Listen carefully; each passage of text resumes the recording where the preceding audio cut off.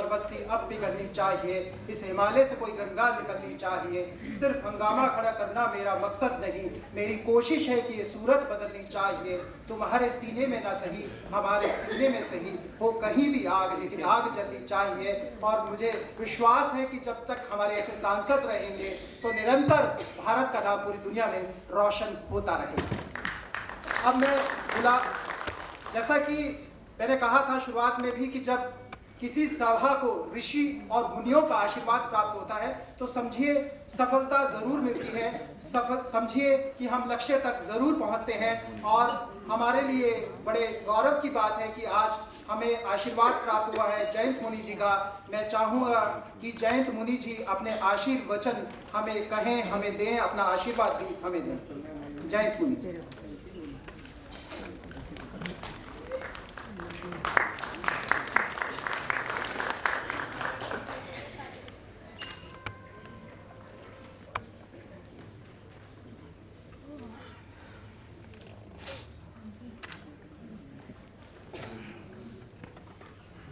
परम श्रद्धास्पद परम पूज्य आचार्य श्री महाश्रमण जी के चरणों में सबक वंदन। मुनि अनुशासन कुमार जी, सम्मानित अतिथिगण, बंधुओं बहनों,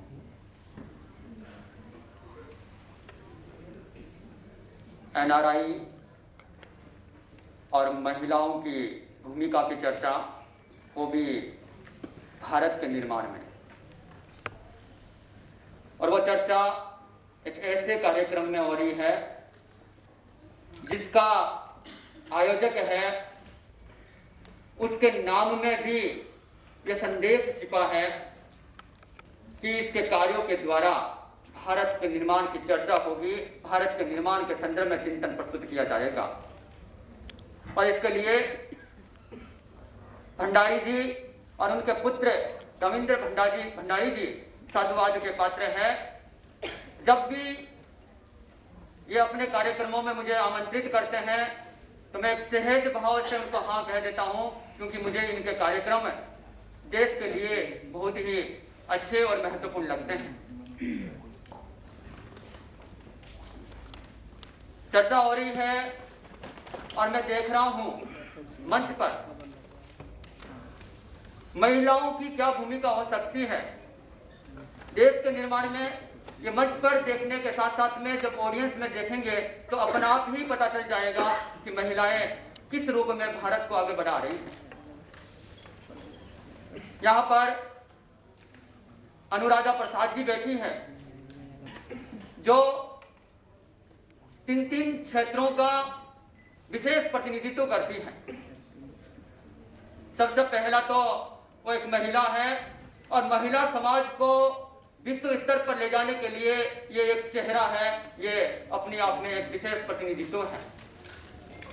दूसरा जो क्षेत्र है वो है राजनीति। वैसे ये सीधी राजनीति में नहीं है, लेकिन इनके परिवार में राजीव शुक्ला जी जो हमारे से इतने जुड़े हुए हैं, वो इनके पति है, तो इस मामले में भी राजनीति में ये पूरा दखल रखती है, वह प्रभाव रखती है। और तीसरा जो क्षेत्र कहते हैं वो मीडिया है, वो एक पायदान है और इसकी एक मीडिया हाउस की यह मालकिन है।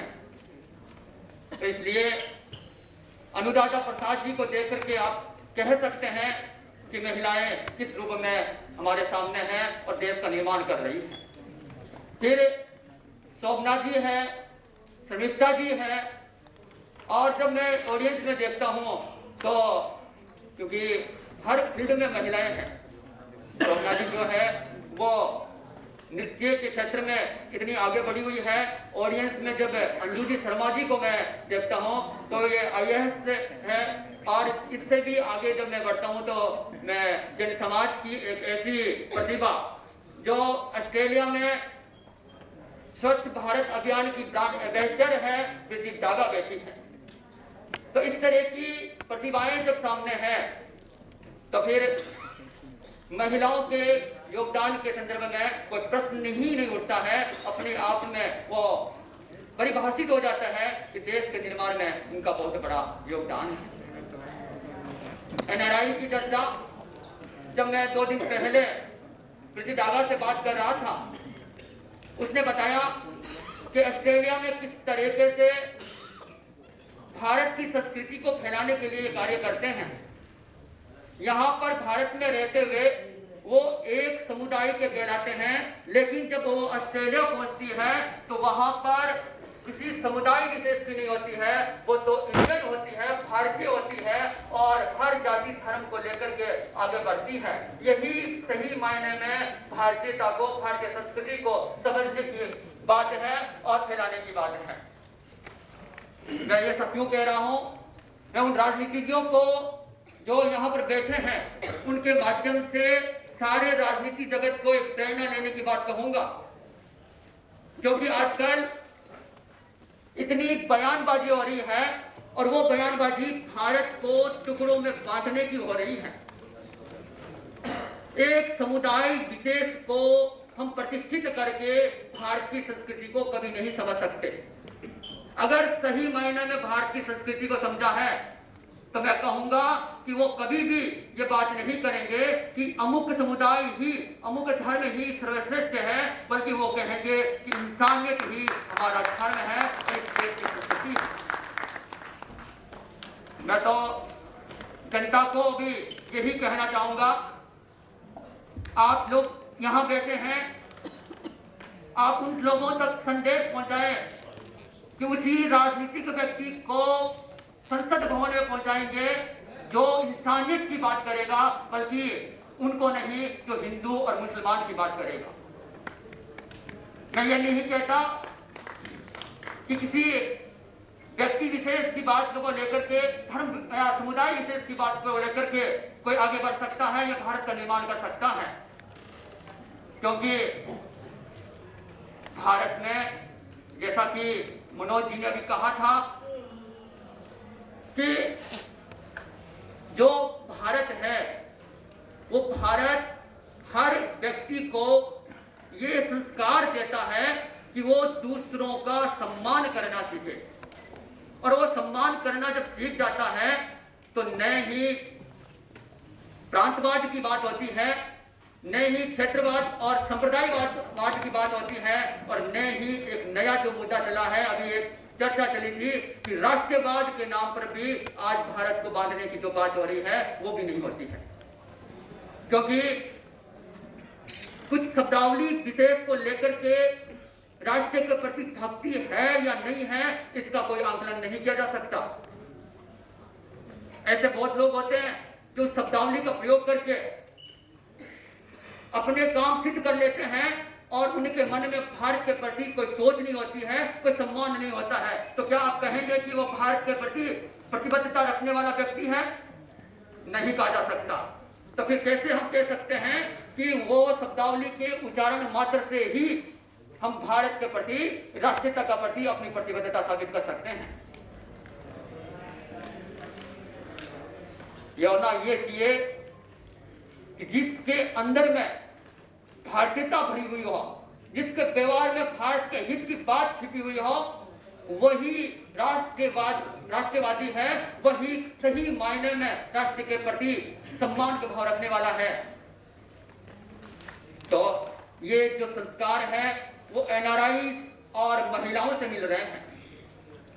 इंसानियत की बात यहाँ से सीखने को मिल रही है। तो इस कार्यक्रम के द्वारा एक संदेश जा रहा है, और इस संदेश के साथ में मैं तो एक बात और कहूंगा, जैसे कि मैंने कहा था कि इंसानियत की बात करने वाले व्यक्तित्व ही संसद भवन में पहुंचने चाहिए, और इंसानियत के बात कौन कर सकता है? वो कर सकता है जिसके भीतर में आध्यात्मिकता भरी हुई होती है, जो आध्यात्मिकता को जी चुका होता है वो इंसानियत की बात करता है। तो इसलिए वो लोग पहुंचे जो आध्यात्मिक है। इसका मतलब ये नहीं कि संत समुदाय पहुंच जाए वहां पर, मैं इसके पक्ष में भी नहीं हूं, क्योंकि संत वेश में अगर राजनीति करते हैं तो सबसे बड़ी भूल है ये। संत वेश में भी राजनीति नहीं करनी चाहिए, धर्म का अंकुश जरूर होना चाहिए, पर धर्म राजनीति में घुस जाए ऐसा नहीं होना चाहिए। जिनको राजनीति में आना हो वो संत का वेश नहीं हो, ये लेकिन आध्यात्मिकता का मतलब है अंदर से प्रेम, करुणा और संयम के भाव परिलक्षित होते हों। तो ऐसे व्यक्ति और इस तरह के व्यक्तित्व को तैयार करने के लिए हमारे जो एक महामानव है आचार्य महाप्रज्ञ जी, आचार्य महासमन जी और आचार्य तुलसी का आपने नाम सुना होगा, वे इतने लंबे समय से कार्य कर रहे हैं। अभी आचार्य महासमन जी नेपाल, बिहार, आसाम, बंगाल की पद यात्रा करते हुए वहां पर नशा मुक्ति का जो संदेश दे रहे हैं, वह इंसानियत निर्माण की जो बात कर रहे हैं, वो अपने आप में ही एक नया संदेश है। तो इस कार्यक्रम के माध्यम से हम उस संदेशों को आगे बढ़ाने का संकल्प लें, उनके पर काम करने का संकल्प लें। मैं 4 लाइनों के माध्यम से महिला समाज को और उनके कार्यों को सम्मान देना चाहूंगा। और वो 4 लाइनें इसलिए है क्योंकि महिलाएं एक कार्य करते हुए जिस तरह से अपने आप को झोंकती है, तो ऐसा लगता है कि उनके सामने मौत भी कुछ नहीं है। तो वो 4 लाइनें हैं कि दिन कब बीते हैं सिर्फ हम ही बीत जाते हैं। दिन कब बीते हैं सिर्फ हम ही बीत जाते हैं। घड़े फूटे भरे हो तो खुद ही रीत जाते हैं। जो अपनी जिंदगी को मौत बना लेते हैं, जो अपनी जिंदगी को मौत बना लेते हैं, वे जन्म को ही नहीं मौत को भी जीत जाते हैं। वो जन्म को ही नहीं मौत को भी जीत जाते हैं।